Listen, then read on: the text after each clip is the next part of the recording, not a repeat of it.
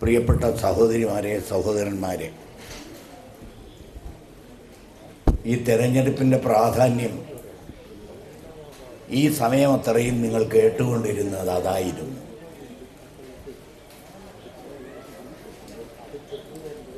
സ്നേഹിതരെ, നിങ്ങൾക്കാർക്കും ഒരു സംശയവുമില്ല ഈ തെരഞ്ഞെടുപ്പിൽ ആരാണ് വിജയിക്കേണ്ടതെന്ന കാര്യത്തിൽ.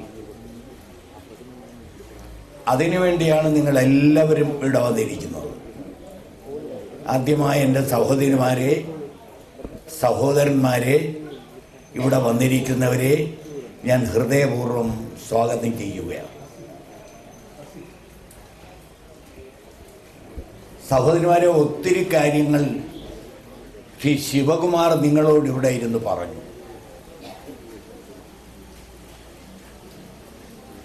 നിങ്ങൾക്കറിയുമല്ലോ, ഈ വയനാട് ദുരന്തമുണ്ടായിട്ട് എത്ര മാസമായി? 11 മാസം അല്ലേ? വയനാട് ദുരന്തമുണ്ടായിട്ട് അല്ലേ? 11 മാസമായി. 400 കുടുംബങ്ങൾ, എത്രയോ ആളുകളുടെ വീടുകൾ ഒലിച്ചുപോയി, എത്രയോ കുഞ്ഞുങ്ങൾ അന്ന് പോയത് പിന്നെ കണ്ടിട്ടില്ല, അവരെവിടെ പോയത്. എത്രയോ ജീവനുകൾ പൊലിഞ്ഞു. കുടുംബത്തിൽ ഒരാൾ പോലുമില്ലാതെ പല കുടുംബങ്ങളിലും അമ്മമാരും മക്കളും കൊച്ചുമക്കളും ഒക്കെ മരിച്ചു ഇല്ലേ? അത് കാരണം സങ്കടപ്പെടുന്ന, പ്രയാസത്തിലായിരിക്കുന്ന 400 കുടുംബങ്ങൾ അവിടെയുണ്ട് ഇല്ലേ? ആ കുടുംബങ്ങൾക്കൊന്നും കൊടുത്തിട്ടില്ല. വീടില്ലാത്തവർക്ക് വാടകയായി 300 രൂപ കൊടുക്കാൻ തീരുമാനിച്ചത് പിണറായി വിജയൻ ഇപ്പം അതും മുടക്കി. പട്ടിണിയും ദുരിതവുമാണ്. കേരളത്തിൽ നിന്ന് പാവപ്പെട്ട എത്ര ആളുകളെന്നറിയുമോ അവരുടെ ജീവിതത്തിലെ എല്ലാം അതിനുവേണ്ടി കൊടുത്തത്? കേരളത്തിൽ നിന്ന് പിരിഞ്ഞു കിട്ടിയ തുക എത്രയെന്നറിയുമോ? 750 കോടി രൂപ. ആരാണ് കൊടുത്തത്? സ്വന്തം പശുവിനെ വിറ്റ് ആ പൈസ കൊടുത്ത ഒരമ്മ. ഞാൻ ഈ പശുവിനെ കറന്നാണ് എൻ്റെ കുടുംബം ജീവിക്കുന്നത്. ഞാനിതാ വയനാടിൻ്റെ കണ്ണീരിന് എൻ്റെ ജീവിതത്തെക്കാളും വിലയുണ്ടെന്ന് പറഞ്ഞ് ആ പശുവിനെ വിറ്റു കൊടുത്തു. ഒരു മകളെ കെട്ടിക്കാൻ വെച്ചിരുന്ന പൈസ ആ മകള് തന്നെ സ്വർണം വാങ്ങിക്കാൻ വെച്ചിരുന്ന പൈസ എടുത്ത് വയനാടിന് വേണ്ടി കൊടുത്തു. അങ്ങനെ എത്ര രൂപ കേരളത്തിൽ നിന്ന് പിരിഞ്ഞു കിട്ടിയെന്നറിയുമോ? 780 കോടി രൂപ. 400 കുടുംബത്തിന് 2 കോടി രൂപ വെച്ച് കൊടുത്താൽ എത്ര കൊടുക്കണം? 800 കോടി രൂപ പോരെ? എടാ പഹയ, ഈ പൈസ കൊടുത്താൽ പോരെ? ആ 400 കുടുംബത്തിന് ഈ കേരളത്തിൽ നിന്ന് പിരിച്ചു കിട്ടിയ പൈസ മോദി തരുന്നില്ല, അവര് തരുന്നില്ല, ഇവര് തരുന്നില്ല എന്ന് ഇയാൾ എന്തിനു പറയണം? ഒരു നയാ പൈസ അവിടുത്തെ സ്കൂൾ പ്രവർത്തിക്കുന്നില്ല, വാടക കൊടുക്കുന്നില്ല, അവർക്കൊന്നും കൊടുത്തിട്ടില്ല. ജനങ്ങൾ കൊടുത്ത ഈ കാശ് 400 കുടുംബങ്ങൾക്ക് കൊടുത്താൽ പോരെ? അതും കൊടുക്കുന്നില്ല, അതും കൊടുക്കുന്നില്ല. ഞങ്ങളൊരു മുദ്രാവാക്യം വിളിച്ചു, നിങ്ങൾ കേട്ട് കാണും. എന്താണെന്നറിയാം മുദ്രാവാക്യം? ഇത് സർക്കാരല്ല, കൊള്ളക്കാരാണ്. സർക്കാരല്ല, ഇത് കൊള്ളക്കാർ. ഞങ്ങൾ വിളിച്ച മുദ്രാവാക്യമാണ്. സത്യമല്ലേ? അല്ലേ? ജനങ്ങൾ കൊടുത്ത കാശ് വയനാടിനും ചൂരൽമലയ്ക്കും വേണ്ടി ജനങ്ങൾ 5ഉം 10ഉമായി കൊടുത്ത 800 കോടി രൂപ അവർക്ക് വേണ്ടി കൊടുത്താൽ പോരെ? എന്താ കൊടുക്കാത്തത്? ശിവകുമാർ ഇവിടെ ഒരു കാര്യം പറഞ്ഞല്ലോ, കേരളത്തിൽ ആരൊക്കെ മുഖ്യമന്ത്രിയായിരുന്നു, എന്നാണ് കേരളം ഉണ്ടായത്? 1956 നവംബർ 1 കേരളമുണ്ടായി. ആരൊക്കെ മുഖ്യമന്ത്രിയായി? EMS മുഖ്യമന്ത്രിയായി, പട്ടംതാണുള്ള മുഖ്യമന്ത്രിയായി, ആർ ശങ്കർ മുഖ്യമന്ത്രിയായി, അച്യുതമേനോൻ മുഖ്യമന്ത്രിയായി, EMS മുഖ്യമന്ത്രിയായി, കരുണാകരൻ മുഖ്യമന്ത്രിയായി, നയനാർ മുഖ്യമന്ത്രിയായി, അച്യുതാനന്ദൻ മുഖ്യമന്ത്രിയായി. ഇല്ലേ? ഈ മുഖ്യമന്ത്രിമാരെല്ലാവരും കൂടി കേരളത്തിനുണ്ടായ കടം എത്രയെന്നറിയാമോ? 1,00,000 കോടി രൂപ. ഈ 9 മാസം കൊണ്ട് പിണറായി വിജയൻ ഉണ്ടാക്കിയ കടം എത്രയെന്നറിയുമോ? ഈ എല്ലാ മുഖ്യമന്ത്രിമാരുടെയും ഭരണം, കാരണം ഞാൻ പറയുന്നത് കണക്കാണ്, എല്ലാ മുഖ്യമന്ത്രിമാരുടെയും ഭരണകാലത്ത് ഉണ്ടായ കടം 1,00,000 കോടിയാണെങ്കിൽ ഈ പിണറായി വിജയൻ 9 മാസം കൊണ്ട് ഉണ്ടാക്കിയത് 6,00,000 കോടി രൂപ. ഇറങ്ങി പോകുമ്പോൾ 9,00,000 കോടി രൂപ ആകാൻ പോവുകയാണ്. നമ്മൾ ഓരോരുത്തരും എത്ര കടക്കാരാണെന്ന് അറിയുമോ? നമ്മൾ ഓരോരുത്തരും ഇതെന്ത് ചെയ്യാൻ വേണ്ടി ഉണ്ടാക്കിയ കടം അല്ലേ? എന്തിനു വേണ്ടി ഉണ്ടാക്കിയ കടം? ഈ കടം കാരണം നിങ്ങളെ ആയും എന്റെയും വീടൊന്നും ജപ്തി ചെയ്യാൻ പോണില്ല, നമുക്കൊന്നും സംഭവിക്കാൻ പോണില്ല, ഇല്ലേ? പക്ഷെ ഒരു കാര്യം, ഇതിന് പകരം നമ്മളെ കൊള്ളയടിച്ചുകൊണ്ടിരിക്കുകയാണ്. എന്താണ് കൊള്ളയടിക്കുന്നതെന്ന് അറിയുമോ? നമ്മളെ ഓരോ ദിവസവും ഓരോ മണിക്കൂറും കൊള്ളയടിക്കുകയാണ്. എങ്ങനെയാണ് നിങ്ങളെ എന്നെ ഇത് ബാധിക്കുന്നത്? നിങ്ങൾ കഴിഞ്ഞ വർഷം കറണ്ട് വൈദ്യുതി ഇലക്ട്രിസിറ്റി അടച്ചതിന്റെ ബില്ലെടുക്കണം, ഈ വർഷം അടച്ച ബില്ലും എടുക്കണം. എത്ര വ്യത്യാസം? 3 ഇരട്ടി. അപ്പൊ നമ്മളെ കൊള്ളയല്ലേ? കഴിഞ്ഞ 1 വർഷത്തിന് മുമ്പ് ഇവർ വരുന്നതിന് മുമ്പുണ്ടായിരുന്ന കറണ്ടിന്റെ ബില്ലും ഇപ്പോഴത്തെ ബില്ലും 3 ഇരട്ടി. അപ്പോ അത് നമ്മളെ കൊള്ളയടിക്കല്ലേ? വെള്ളക്കരം അടയ്ക്കുന്നവരുണ്ട്, 3 ഇരട്ടി. നമ്മളെ കൊള്ളയടിക്കുന്നതാണ്. ഇതുപോലെ എല്ലാ കരങ്ങളും വർദ്ധിച്ചു. 1500 സ്ക്വയർ ഫീറ്റ് ഉള്ള ഒരു വീടുണ്ടാക്കാൻ നമുക്ക് 1500-1000 രൂപ അടച്ചാൽ മതിയായിരുന്നു. ഇപ്പോൾ 15,000 രൂപ വേണം. അപ്പൊ എത്ര? 11 ഇരട്ടി നമ്മളെ കൊള്ളയടിച്ചു അല്ലേ? ഇപ്പോ ഇനി ഓരോന്നും നോക്കുക, ഇല്ലേ? ഓരോന്നും വസ്തു വാങ്ങിക്കുന്നതിന്, ഇല്ലേ, രജിസ്ട്രേഷൻ ഫീസ് 10 ഇരട്ടിയായി. വീട് വയ്ക്കുന്നതിന്, വസ്തു വാങ്ങിക്കുന്നതിന്, എല്ലാത്തിനും 10 ഇരട്ടിയായി. അപ്പൊ നമ്മളെ കൊള്ളയടിക്കല്ലേ? അല്ലേ? പിണറായി വിജയൻ 9 വർഷം ഭരിക്കുന്നതിനിടയിൽ ഇപ്പൊ വൈദ്യുതി ചാർജ് വീണ്ടും കൂട്ടാൻ പോവുകയാണ്. എത്രയാണ് കൂട്ടുന്നതെന്നറിയോ? 50%. ഇപ്പൊ എത്ര രൂപ കൂടും കറണ്ട് ചാർജ്? ഞാൻ ചോദിക്കട്ടെ, നമുക്ക് ഈ സർക്കാരിൽ നിന്ന് എന്തെങ്കിലും ഗുണങ്ങൾ ഉണ്ടാകുന്നില്ലെന്നുള്ളത് പോകട്ടെ, ഉണ്ടാകുന്ന ദോഷങ്ങളാണ് ഞാൻ പറഞ്ഞത്, ഇല്ലേ? ആ ദോഷങ്ങളെല്ലാം നമുക്ക് ചെയ്തുകൊണ്ടിരിക്കുകയാണ് ഈ ഗവൺമെന്റ്. ഇവിടെ ഇരുന്നുകൊണ്ട് പറഞ്ഞല്ലോ, നമുക്ക് എന്ത് ഗുണമുണ്ട്? ഈ സർക്കാർ നമുക്ക് എന്ത് തരുന്നു? നമ്മളെ ഇത്രയും കടക്കാരാക്കി. നമുക്കെന്തെങ്കിലും ഇങ്ങോട്ട് തരണ്ടേ? ഇങ്ങോട്ട് തരാൻ നമ്മുടെ കടങ്ങളും ബാധ്യതകളും എല്ലാം 3 ഇരട്ടിയായി വർദ്ധിപ്പിച്ചു. ഒന്ന്. രണ്ട്, റേഷൻ കടയിൽ ഗോതമ്പുണ്ടോ? പഞ്ചാരയുണ്ടോ? മണ്ണെണ്ണയുണ്ടോ? ഉണ്ടോ? പണ്ട് കിട്ടിക്കൊണ്ടിരുന്ന അല്ലേ ഈ പഹയനല്ലേ ഇല്ലാതാക്കിയത്? അല്ലേ? ആണല്ലോ. സപ്ലൈകോയുടെ കാര്യം ശിവകുമാർ പറഞ്ഞു.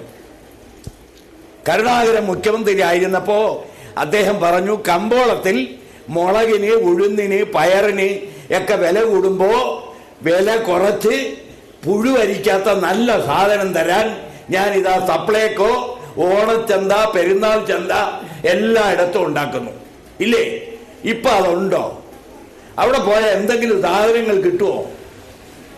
കിട്ടുമോ? ലൈവ് പദ്ധതി ഇപ്പൊ ഉണ്ടോ? വീട് കൊടുക്കുന്നോ? കൊടുക്കുന്നില്ല.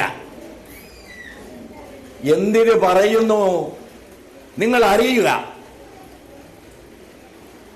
കുഷ്ഠരോഗിക്ക് പെൻഷൻ ഇല്ല.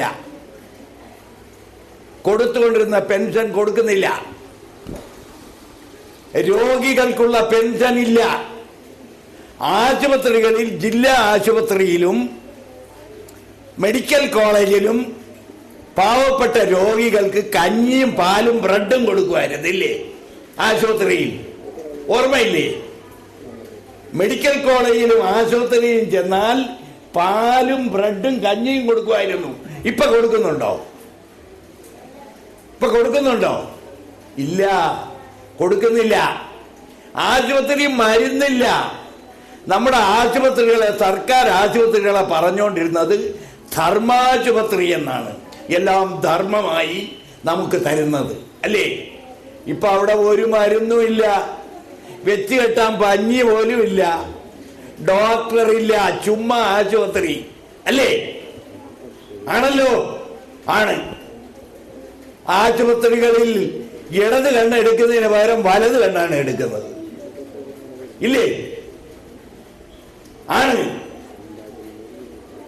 ഇടത് കണ്ണിന് ചികിത്സിക്കേണ്ടതിന് പകരം വലത് കണ്ണ്. എത്ര മരണങ്ങൾ ഉണ്ടായി, എത്ര കുഞ്ഞുങ്ങൾ മരിച്ചു, ചോദിക്കാനും പറയാനും ഈ നാട്ടിൽ ആളുണ്ടോ? ഇല്ലേ? ഇതിനൊന്നിനും പൈസ ഇല്ല. എന്ത് ചോദിച്ചാലും പൈസ ഇല്ല ഞങ്ങളെ. ആണല്ലോ, ഞങ്ങളെ ഈ പൈസ ഇല്ല. സഹോദരിമാരെ, ഒരു കാര്യം ഓർക്കണം. ജന്മനാ സംസാരിക്കാത്ത, ചെവി കേട്ടൂടാത്ത കുട്ടി, ഗാനഗന്ധർവനായ പാട്ടുകാരനായ യേശുദാസ് അദ്ദേഹത്തിന്റെ ഒരു കുഞ്ഞിനെ, കൊച്ചു മകനെ, അത് സംസാരിക്കില്ലായിരുന്നു, ചെവി കേൾക്കില്ലായിരുന്നു. അത് അമേരിക്കയിൽ കൊണ്ടുപോയി സർജറി നടത്തി അതിനെ ചികിത്സിച്ചിട്ട് ഈ വിവരം ഉമ്മൻചാണ്ടി എന്ന മുഖ്യമന്ത്രിയെ കണ്ടു പറയാൻ ഒരു ദിവസം ഉമ്മൻചാണ്ടിയുടെ കാണാൻ വന്നു. വന്നിട്ട് പറഞ്ഞു, എൻ്റെ കൊച്ചു കുഞ്ഞിന് ഞാൻ ഇത് ചെയ്തു. എത്രയോ കുഞ്ഞുങ്ങൾ, സംസാരിക്കാത്ത കുഞ്ഞുങ്ങൾ, ചെവി കേൾക്കാത്ത കുഞ്ഞുങ്ങൾ ഇവിടെയുണ്ട്. ഇങ്ങനെ ഒരു ചികിത്സയുണ്ട്, ഇവിടെയും ചെയ്യണം. ഉമ്മൻചാണ്ടി യേശുദാസ് ഇരിക്കുമ്പോൾ തന്നെ ഹെൽത്ത് സെക്രട്ടറിയെ വിളിച്ചു, എല്ലാവരെയും വിളിച്ചു. ഇല്ലേ? ഒരു കുഞ്ഞിന് കേൾവിയും സംസാരശേഷിയും കിട്ടണമെങ്കിൽ 10 ലക്ഷം രൂപ വേണം. അവിടെ വെച്ച് ഉമ്മൻചാണ്ടി തീരുമാനമെടുത്തു. എന്താണ്? എല്ലാ ജില്ലകളിലും ഓരോ കുഞ്ഞിന് വേണ്ടി 50 കുട്ടികൾക്ക് വീതം സർക്കാർ സൗജന്യമായി കോക്ലിയർ ഇംപ്ലാന്റേഷൻ എന്നാണ് പറഞ്ഞത്. ആ കുട്ടികൾക്ക് ഒരു സർജറി നടത്തി അവർക്ക് സംസാരശേഷിയും ചെവി കേൾക്കലും. അങ്ങനെ ശേഷി കിട്ടിയ ഒരു കുട്ടി ഉമ്മൻചാണ്ടിയുടെ മുമ്പിൽ വന്നു നിന്നുകൊണ്ട് പാടിയത്, ഹരിനാമ കീർത്തനം പാടാനെങ്കിൽ എനിക്കെന്തിനീ നാവ് തന്നീശ്വര എന്ന് പാടിയ ഒരു കുട്ടിയുടെ പാട്ട് നമ്മൾ എല്ലാവരും കേട്ടതാ. ഇല്ലേ? ആണല്ലോ. അതല്ലേ ഇപ്പൊ പൈസ കൊടുക്കുന്നില്ല. ഈ പഹയൻ പൈസ കൊടുക്കുന്നില്ല, അത് നിർത്തലാക്കി. കാരുണ്യ പദ്ധതിയില്ല, ഇതിനൊന്നിനും പൈസ ഇല്ല. പക്ഷെ പൈസ ഉണ്ട്. എന്തിനെന്നറിയോ? എന്തിനാണ്? മുഖ്യമന്ത്രിയുടെ വീട്ടിൽ 20 പശുവുണ്ട്. ആ 20 പശുവും സ്വിസ് ബ്രൗൺ പശുക്കളാണ്. ഞാൻ കള്ളം പറയുകയല്ല. അത് ചൂടത്ത് നിന്നാൽ അത് പാല് ചുരത്തൂല്ല, അതിൻ്റെ ജീവൻ പോവും. അതുകൊണ്ട് AC വേണം. 40 ലക്ഷം രൂപ ക്യാൻസർ രോഗിക്കില്ലാത്ത, കുഷ്ഠരോഗിക്ക് കൊടുക്കാൻ കഴിയാത്ത പൈസ 40 ലക്ഷം രൂപ നമ്മൾ കരം കൊടുക്കുന്ന പൈസയിൽ നിന്ന് പിണറായി വിജയന്റെ പശുവിന് AC വയ്ക്കാൻ കൊടുത്തു വീട്ടിൽ. നമ്മളിൽ പല വിശ്വാസികളുണ്ടല്ലോ, ഇല്ലേ? നമ്മളിൽ പല വിശ്വാസികൾ. ഈ ഭൂമിയിൽ ഒരു ജീവിതമേ ഉള്ളൂ, അല്ലേ? ക്ഷണികമായൊരു ജീവിതം, പിന്നെ പരലോക ജീവിതം. അങ്ങനെ വിശ്വസിക്കുന്നവർ മുസ്ലിങ്ങൾ അങ്ങനെ വിശ്വസിക്കുന്നവരാണ്. ഇനി വേറെ കുറച്ച് വിശ്വാസങ്ങളുണ്ട്. എന്താണ്? പല ജന്മങ്ങൾ ജനിക്കുമെന്ന്. അത് മറ്റൊരു വിശ്വാസം. എന്നാൽ ആരോ പറഞ്ഞില്ലേ, കഴിഞ്ഞ ജന്മത്തിലെ കർമ്മഫലമാണ് ഈ ജന്മത്തിൽ ചണ്ടാളനായി ജനിക്കുന്നത് എന്നൊക്കെ വിശ്വസിക്കുന്നവരില്ലേ? ജന്മങ്ങൾ ഇങ്ങനെ മാറി മാറി വരും. ചിലപ്പോൾ മനുഷ്യനല്ലാതെയും ജനിക്കും എന്ന് വിശ്വസിക്കുന്നവർ. ആരെങ്കിലും ഒരു പാവ അമ്മ ഇരുന്നു കൊണ്ട് പ്രാർത്ഥിക്കുകയാണ്, ഈശ്വരാ ഭഗവാനെ, അടുത്ത ജന്മം പിണറായിയുടെ വീട്ടിലെ പശുവായി എന്നെ ജനിപ്പിക്കണേ എന്ന് ഒരമ്മ പ്രാർത്ഥിച്ചാൽ അവരെ കുറ്റം പറയാൻ പറ്റൂ? കാരണം ഒന്നാം തരം ഭക്ഷണം, എയർ കണ്ടീഷൻ, സമയത്ത് കുളി, എല്ലാ സൗകര്യവും നമുക്കുണ്ടോ? ഉണ്ടോ? ഇല്ല. ഒരു ജോലിയും ചെയ്യാതെ മുഖ്യമന്ത്രിയുടെ മോക്ക് 2.25 കോടി രൂപ അക്കൗണ്ടിൽ വന്നു. നിങ്ങൾ വായിക്കുന്നില്ലേ പത്രത്തിൽ? എങ്ങനെ വന്നു? അതിപ്പോ അന്വേഷണം നടക്കുകയാണ്. മുഖ്യമന്ത്രിയുടെ മകള് പേരെന്തോന്നാണ്? വീണ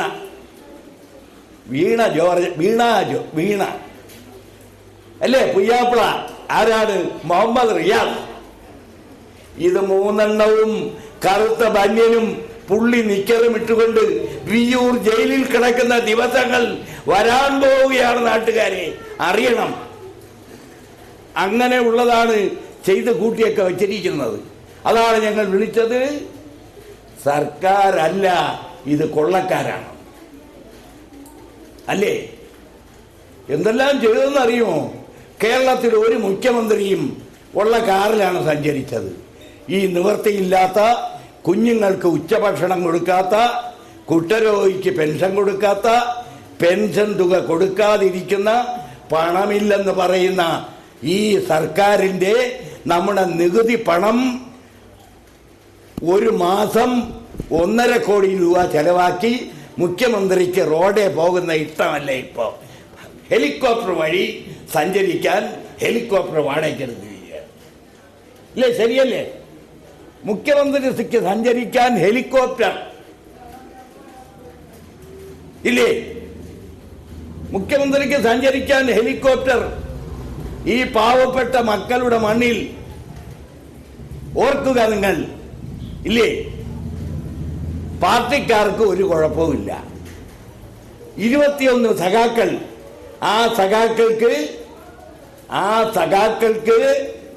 ഒരു PSC മെമ്പർമാർ 2 ലക്ഷം രൂപയായിരുന്നു 3.5 ലക്ഷമാക്കി. അവർക്ക് കുശാലാണ്, ഇല്ലേ? ഈ കേരളം ദുഃഖത്തിൻ്റെയും പ്രയാസത്തിൻ്റെയും മണ്ണിലാണ്, അല്ലേ? ഞാനൊരു കാര്യം മാത്രം നിങ്ങളോട് പറയുന്നു സ്നേഹിതരെ. നിങ്ങളുടെ മുമ്പിൽ ഒരു ലഘുലേഖ എത്തിയല്ലോ, ഇല്ലേ? കഴിഞ്ഞ 9 വർഷമായി ഈ നിലമ്പൂരിന്റെ വികസനം സ്തംഭിച്ചു കിടക്കയല്ലേ? എന്തുകൊണ്ട്? കൈപ്പത്തി തോറ്റു, അരിവാൾ ജയിച്ചു, അല്ലേ? ഇതല്ലേ കാരണം?